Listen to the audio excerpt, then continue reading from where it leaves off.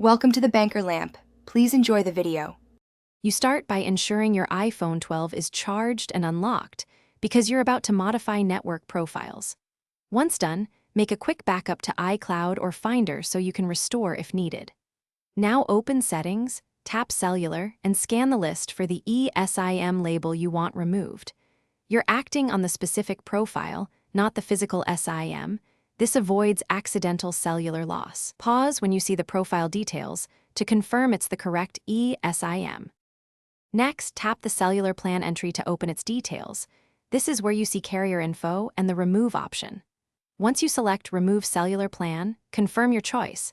This deletes the eSIM from the device but not from your carrier account. Make sure you're removing the right profile. If you have multiple eSIMs, double-check names and labels. After removal, restart the iPhone so system services reinitialize and any cached network routes clear, ensuring clean state for other plans. Finish by returning to Settings right arrow Cellular to verify the plan is gone and your remaining lines are intact.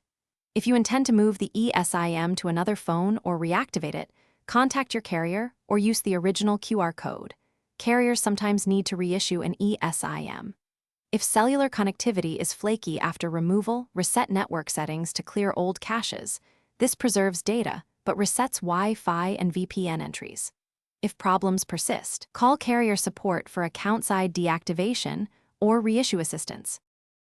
Thanks for watching. If this was helpful, leave a like and consider subscribing. See you next time.